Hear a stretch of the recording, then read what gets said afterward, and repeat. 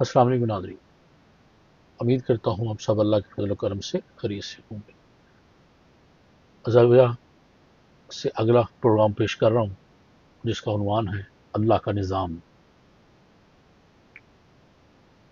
इशफाक साहब कहते हैं कि हम ये जो महफिल सजाते हैं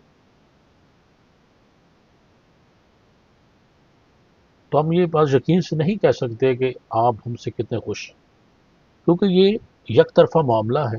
और ये बात मैं आपको बता दूं कि इबलाग की दुनिया में ये जो हमने नई खिड़की खोली है तो इसके बारे में लोग इकतसाबी तौर पर, किताबी तौर पर तो यकीनन बहुत कुछ जानते हैं, लेकिन बहुत कम लोगों का ये हाल रहा है कि उन्होंने अपने बाबू के साथ बिला वास्ता तौर पर राब्ता कायम किया और उसे कुछ पूछा और इल्म हासिल किया। वलायत के लोगों ने ऐसे काम किए हैं, लेकिन हमारी सतह पर ऐसा नहीं हुआ। लेकिन एक दर्दनाक बात भी इसके दरमियान ये है कि हम जो उनके पास जाते रहे तो हम भी पूरे तौर पर उनकी खुशनुदी का बायस नहीं बन सके, क्योंकि मैं अक्सर अपने बाबे से लड़ पड़ता था। कुछ मामला ऐसे आ जाते थे कि वो मेरी दुनियादारी की राह में हायल होते थे, और यूं भी हुआ कि 10-10 महीनों तक मैं कभी उनकी खिदमत में हाजिर नहीं हुआ या उनसे जाकर कुछ पूछा नहीं। बड़े मसाइल होते थे। फिर बात यह थी कि उनकी सोच का अंदाज और उनकी ज़िंदगी बसर करने का रवैया हमारी सोच से, हमारे चलन से बिल्कुल मुख्तलिफ होता था, और उनके ऊपर काबू पाना बड़ा मुश्किल काम था। एक मरतबा, जैसे हम शाकी लोग अक्सर शिकायत करते हैं, वहाँ डेरे पर बैठकर ये शिकायत कर रहे थे कि देखें अल्लाह का निज़ाम किस कदर तकलीफ दे है। एक आदमी बड़े आला दर्जे की कार पर चढ़ा फिरता है और दूसरे को पैदल चलना भी मुयसर नहीं। एक लड़की वहाँ आई थी, 1 साल हुआ उसकी शादी हुई थी, लेकिन फिर उसको तलाक हो गई, उसका खावंद छोड़ गया। एक और बीवी थी, उस पर आंवले पड़े हुए थे, छाले जिसको हम फलोए कहते हैं, बहुत बड़े बड़े फलोए। और मैं अर्ज़ करता हूँ उनसे कि उसका कुछ इलाज करें, तो कहते ठहरें अभी देखते हैं। एक दिन गुजर गया, 2 दिन गुजर गए, तकलीफ होती थी तो उसकी तो तवज्जो नहीं दी जा रही। और बहुत सी ऐसी चीज़ें जिनमें हम हर वक्त अपनी ज़िंदगी के अय्याम में, महीनों में, हफ्तों में शिकायत करते रहे, और वहाँ भी चलता था ये ऐसा क्यों होता है, अल्लाह ऐसा क्यों करता है। तो उसकी खातर हाँ जो जवाब मिलता था वो उनकी मुस्कुराहट से मिलता था। लेकिन हम चाहते थे कि हम खसूसी तौर पर स्पेसिफिकली ये बताया जाए कि अल्लाह हम पर कैसे मेहरबान होता है। तो उन्होंने कहा कि देखो, ज़िंदगी बसर करने के लिए, ज़िंदगी गुजारने के लिए जिस शय की बेहद ज़रूरत होती है, जिसके बगैर ज़िंदगी की गाड़ी आगे नहीं चल सकती, उसका ताना बाना नहीं बुन सकता, वो अल्लाह ने फ्री ऑफ कास्ट दी है और सब लोगों को दी है। काले, पीले, नीले, गोरे, मोटे, दुबले, सबसे ज़रूरी चीज़ ऑक्सीजन। अगर ऑक्सीजन किसी वजह से जाके किसी साहब को लानी पड़े डॉक्टर की दुकान से, और हर साहब सुबह उठकर अपने अपने कनस्तर उठा के गए हों, 3 बच्चों के लिए भी लाने हैं, 2 अपने लिए कनस्तर, तो बाबा जी जो घर है वो रोता रह जाए कि मुझे बुढ़े को पूछा नहीं, मेरा कनस्तर घर ही भूल गए थे। तो जाएं और सुबह कनस्तर भरवा के लाएं और फिर लोगों को दें कि हमारे यहाँ पे ऐसे पंप लगे हों, पेट्रोल पंप जैसे, वहाँ जाकर अपनी ऑक्सीजन हासिल करें तो ज़िंदगी अजाब बन जाती।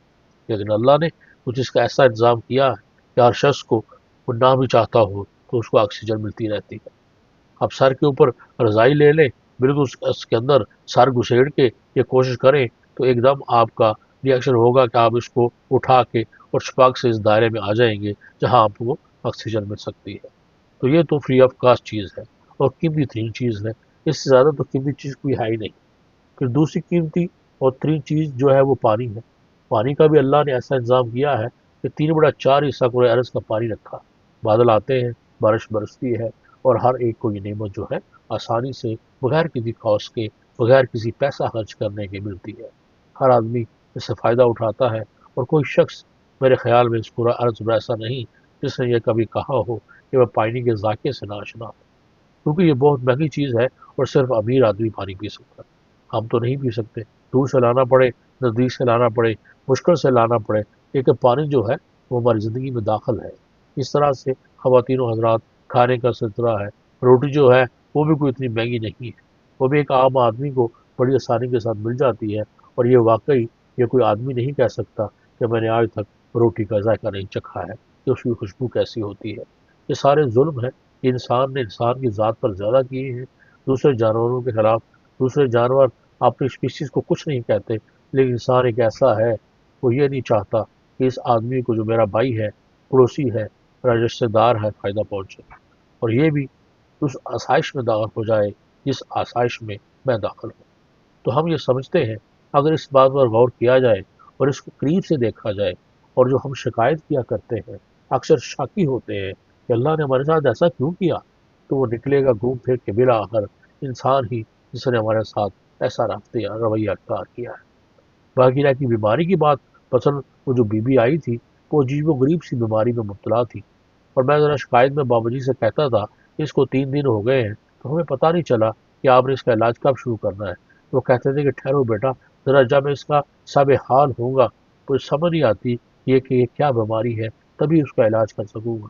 تو میری سمجھ میں نہیں آتا تھا کہ کسی بیماری کا سب حال کس طرح سے ہوا جاتا ہے۔ 4 دن کے بعد خود ان کے بازو پر ویسے ہی چھالے پڑنے شروع ہو گئے، اور تقریباً ان کا بازو بھر گیا۔ تو پھر انہوں نے کہا اچھا نکالو فلاں مرہم لگا کے دیکھتے ہیں۔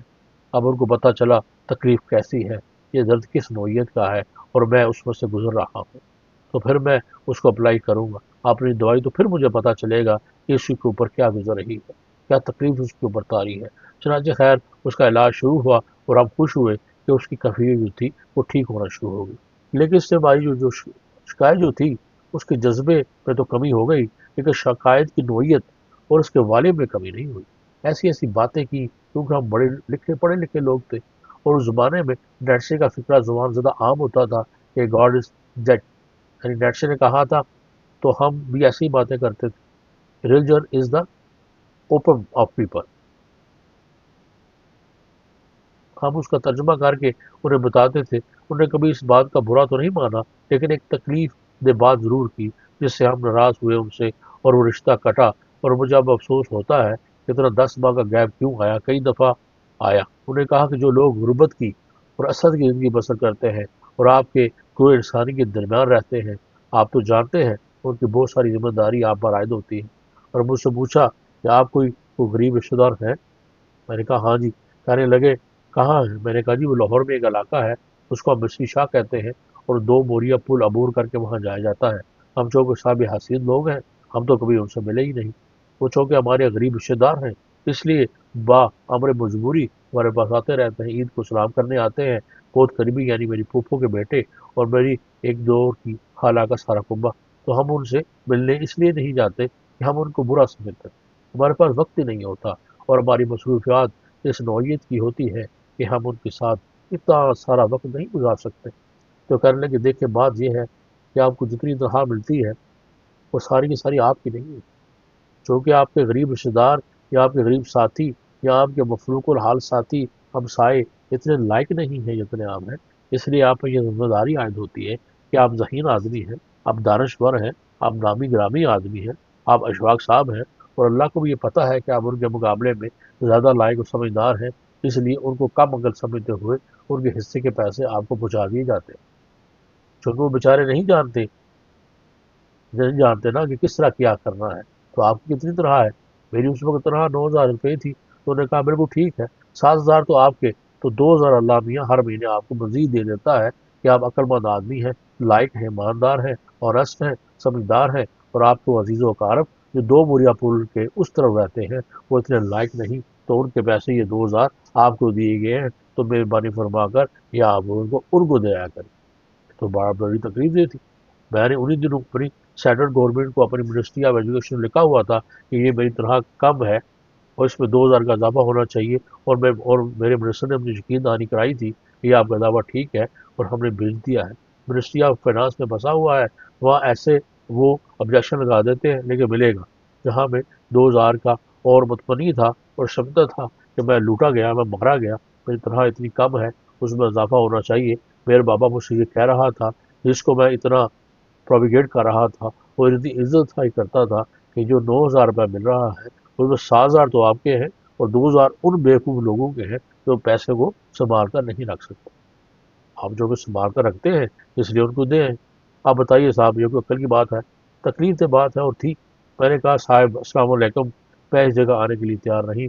آپ تو بدراہ کرتے ہیں، واقعی لوگوں کو ٹھیک کہتے ہیں کہ آپ رہبانیت کو مائل کرتے ہیں لوگوں کو۔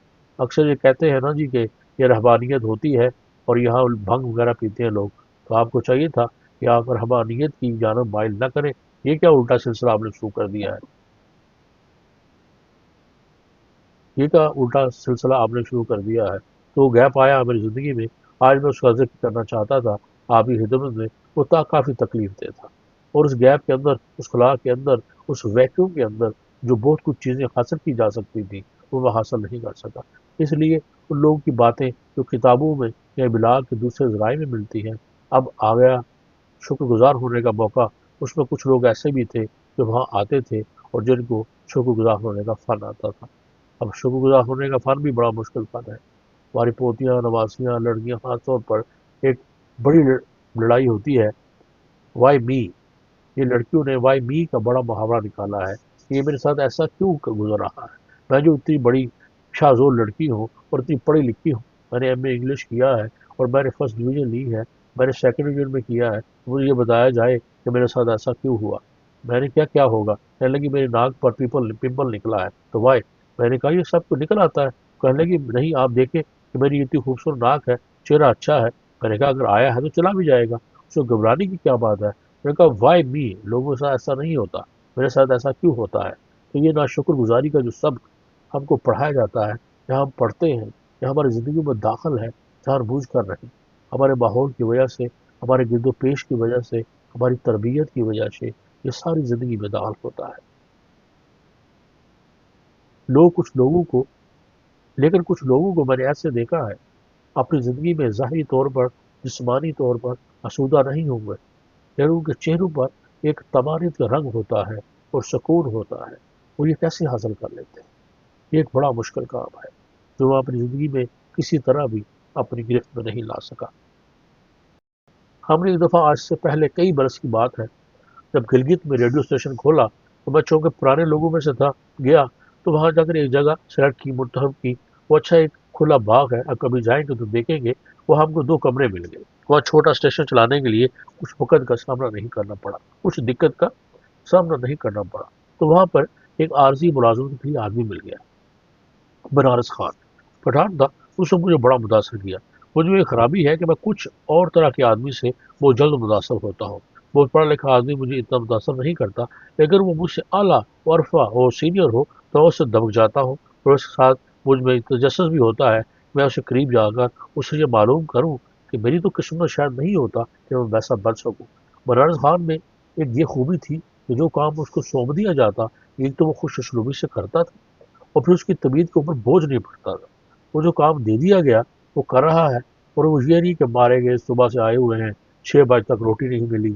میں نے اس سے پوچھا کہ بنارس خان تم شاکی آدمی نہیں ہو، شکوہ کرنا نہیں کرتے؟ کہنے لگا صاحب ہم بہت شکوہ کرتا تھا، یہ تمہاری زندگی کا ایک حصہ تھا، اپنا گھر چھوڑ کے ہم تو ادھر آ گیا، شکوہ کرتا کہ ادھر تو کوارٹر میں کچھ نہیں ہے، ہم نے ادھر آ کے کام کیا۔ تو میں نے کہا اب تم نہیں کرتے؟ کہنے لگا جی میں ادھر آیا تھا سکون کی تلاش میں، بڑا پرباش رہنا چاہتا تھا، بڑی کوشش کی، بڑے لوگوں سے ملا، بڑے پیروں فقیروں کے پاس گیا کہ جناب ہم کو سکون کی تلاش ہے، تو نہیں ملا۔ ایک دن شام کو کھانا کھاتے کھاتے میں نے فیصلہ کیا، میرے ہاتھ میں لقمہ تھا، رکھ دیا میں نے، کہا یار دفع کرو سکون کو، ہم نے اس کو لے کے کیا کرنا ہے، ہم سکون کے بغیر ہی زندگی بسر کرے گا، کوئی بات نہیں، ایسے ہی چلتے رہتے تلاش میں۔ اس دن سے مجھے سکون ملنا شروع ہو گیا۔ تو میں نے کہا تم نے یہ کمال کی بات کی ہے، کیسے سوچا؟ کہنے کہ بس یہ اللہ کی طرف سے میرے ذہن میں آیا۔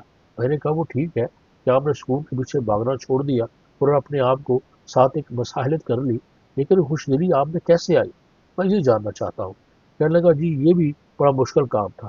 کہنے لگا جی یہ بھی ہمارے اوپر ایک مشکل آئی، تمہاری اس جھگی میں اس چارپائی پر سوتا تھا، تو ہر شخص جو دنیا کا آدمی جو سوتا ہے صبح اٹھتا ہے، تو میں بھی صبح اور لوگوں کی طرح اٹھتا تھا، تو اپنا پیر چارپائی سے نیچے اتارنے سے پہلے میں نے کہا یار بنارس خان قدم کے نیچے اتارنا ہی ہے تو خلفت میں کیوں اتارے، خوشی میں کیوں نہ دن گزارے؟ تو سارے دن جب میں کبھی جس مقام پر بھی جاتا، تنوع پر روٹی کھانے، دوستوں ملنے، یا کہیں مصیبت اڑچن میں گزرنے، تو مجھ کو یہ بات یاد آ جاتی کہ آج میں نے فیصلہ کیا ہے کہ خلفت میں یہ دن نہیں گزارنا، آرام کرنا ہے۔ اس کے بعد صاحب عادت پڑ گئی۔ اگر انسان یہ فیصلہ کر لے اور اس کو تہیہ کر لے اور اس پر قائم ہو جائے تو یہ کوئی اتنی مشکل کام نہیں ہے۔ میں نے کہا یار ہم سے تو اس پر قائم نہیں رہا گیا تھا۔ میں نے کہا آپ نے یہ فیصلہ ہی نہیں کیا، وہ تہیہ کرنے کی بات کر رہا تھا۔ بڑے سالوں کے بعد، 15-16 برس کے بعد پھر مجھے وہاں جانے کا اتفاق ہوا گلگت میں۔ تو میں نے پوچھا بنارس خان تو پتہ چلا وہ ادھر نہیں ہوتا۔ میں نے کہا وہ ہے یہیں پر، ہمارا وہ تو بہت بڑا استاد ہے، گرو ہے، ہمارا پیر ہے، میں اسے ضرور ملوں گا۔ کہنے لگے تو ادھر ہی، لیکن اب وہ کام نہیں کر سکتا۔ میں نے کہا ہم کو اس کے ڈیرے پر لے جاؤ، ہم جائیں گے۔ تو میں اس کی خدمت میں حاضر ہوا، وہ جھگی میں تھا، بڑا معذور تھا، وہ تکلیف میں تھا، اس کو گاؤٹ ہو گیا یعنی گینٹھیا، وہ جڑا ہوا تھا اور چار پر میں بیٹھا تھا، اس کو دیکھ کر بہت خوش ہوا۔ میں نے کہا بنارس خان کیسی طبیعت ہے؟ کہنے لگا اللہ کا بڑا شکر ہے۔ میں نے کہا سنا ہے بیمار ہو گئے؟ کہنے لگا ہاں صاحب مجھے گینٹھیا ہو گیا ہے اور میں چل پھر نہیں سکتا آسانی کے ساتھ۔ تو میں نے کہا تم شکریہ ادا کرتے ہو؟ کہنے لگا ہاں بڑا شکر کرتا ہوں۔ میں نے کہا کیوں شکر ادا کرتے ہو؟ کہنے لگا صاحب اس لیے میرے گھٹنے تو قائم ہیں، گوڑے میرے ہیں نا، اگر میرے گوڑے نہ ہوتے تو گینٹھیا کہاں ہوتا؟ پھر تو اللہ کی بڑی مہربانی ہے کہ میرے پاس گھٹنا ہے صاحب، اگر نہ ہوتا کہیں کٹ جاتا تو ہمارے پیچھے گٹھیا کہاں سے ہوتا؟ تو میں اللہ کا بہت بڑا شکر گزار ہوں، اس نے مہربانی فرمائی ہے۔ یہ ساری باتیں سننے کے باوجود، سمجھنے کے باوصف کہ ہمارے حال کا ایک حصہ نہیں بنتی۔ ہمارے بابے کہا کرتے تھے کہ مومن جو ماضی کی یاد میں مبتلا نہ ہو اور مستقبل سے خوف زدہ نہ ہو، اس کو صاحب حال کہتے ہیں، کہ جو حال اس کو عطا کیا گیا ہے اس کے مطابق زندگی بسر کرے اور خوش و خرم بڑی چاہت کے ساتھ بسر کرے، اور جب تک اس کا تحفہ دیا گیا ہے اس کو ساتھ لے کر چلے۔ لیکن بدقسمتی سے ہمارے پاس اس قسم کا زمانہ آ گیا ہے جو خود تو ناسازگار نہیں ہے، اس نے ہماری سوچ کو، ہمارے رویے کو بہت ساری ناسازگاری میں تبدیل کر کے رکھ لیا ہے۔ اور میں سمجھتا ہوں کہ زندگی کے حصے میں پہنچ کر جب تک اللہ کا ساتھ نہ ہو، اللہ کو اس طرح سے نہ مانا جائے جیسے ماننے کا حق ہے، صرف کتابی طور پر نہیں۔ بس میری خوابی یہ ہے، میں بڑا اس کا ایمانداری سے اعتراف کرتا ہوں اور بڑا مجھے دکھ بھی ہے کہ میں اللہ کو مانتا ہوں لیکن کتابی طور پر۔ میری ماں کہتی تھی کہ نماز پڑھو، لیکن میں نے کبھی یہ ارادہ یا تہیہ نہیں کیا کہ میں اس کے ساتھ ایک رابطہ باہمی قائم کروں۔ ہمارے بابا کہتے ہیں لفظ خدا خدا نہیں ہے، خدا تو اور ہے نا، جو لکھا ہوا ہوتا ہے یا جو ہم گانا گاتے ہیں ٹی وی پر خدا کا نام لیتے ہیں، وہ ایک اور چیز ہوتی ہے، اس کا تجربہ ہونا، اس کو زندگی کے اندر سے گزارنے کا لطف کچھ اور ہی ہے۔ اور میں یہ بات آپ کو اس لیے گارنٹی سے کہہ سکتا ہوں کہ آپ لوگ اسے بہت، میں اس لیے کہہ سکتا ہوں کہ میں ایک اونچے مقام پر، کہ میں ایسے بندے سے ملا ہوں اور میں ان کا تجربہ اور مشاہدہ اور مطالعہ رہا ہوں، اور وہ بہت بڑے لوگ ہیں، یہ وہی لوگ ہوتے ہیں جن کو جگی میں بادشاہ جوتے اتار کر جانے کی سعادت تصور کرتے ہیں۔ یعنی کیا کمال ہوتا ہے، کچھ یہ تو نہیں اگتا کہ ان کے پاس پیسے ہوتے ہیں یا دولت ہوتی ہے یا توپ خانہ ہوتا ہے، اس قسم کی کوئی چیز نہیں ہوتی، کچھ اور ہی چیز ہوتی ہے۔ مشہور واقعہ ہے کہ دیو جانسی کلبی سے اس کا انداز ملا، اور میں شاید پہلے بھی عرض کر چکا ہوں کہ ساحل کے اوپر گرم گرم ریت میں کلا بازیاں لگا رہا تھا۔ سکندر نے جا کر کہا آقا میں تیری کوئی خدمت کرنا چاہتا ہوں۔ اس نے کہا تم میری خدمت کیا کرو گے؟ دودھ چھوڑ کے کھڑے ہو جاؤ، دھوپ آ رہی تھی۔ پھر ایک طرف ہو کے کھڑا ہو گیا۔ اس نے کہا سائیں تو وقت کا بڑا فلسفی ہے اور بہت عظیم انسان ہے، یہ جس طرح سے تم مزے کر رہا ہے، کلا بازیاں لگا رہا ہے، میں بھی لگانی چاہتا ہوں۔ تو اس نے کہا بڑا نالائق آدمی ہے، کپڑے اتار تو کلا بازیاں لگانی شروع کر دے، اتنا بڑا سائن پڑا ہے کہ تم مجھ سے کیا ڈسکس کر رہا ہے؟ اسکندر نے کہا معافی چاہتا ہوں، میں اسکندر اعظم ہوں، مقدونیہ کا شہنشاہ۔ اس وقت میں نے آدھی دنیا فتح کر لی ہے، اس وقت میں نے آدھی دنیا فتح کر لی ہے اور باقی کی مجھے ابھی فتح کرنی ہے۔ مجھے یقین ہے میرے دیوتاؤں نے کہا ہے کہ تم آدھی دنیا بھی فتح کر لو گے۔ تو اے آقا جب میں آدھی دنیا فتح کر لوں گا تو پھر انشاءاللہ آ کر آپ کے ساتھ کلا بازیاں لگاؤں گا۔ تو اس نے کہا تم کیسے بدنصیب ہو، میں آدھی دنیا فتح کیے بغیر کلا بازیاں لگا رہا ہوں، تو جائے گا آدھی دنیا فتح کرے گا پھر ایسا کرے گا؟ تو خواتین و حضرات اتنا مشکل کام نہیں ہے جتنا کہ نظر آتا ہے۔ اجازت دیجیے، اللہ آپ کو آسانیاں عطا فرمائے اور آسانیاں تقسیم کرنے کا شرف عطا فرمائے۔ اللہ حافظ۔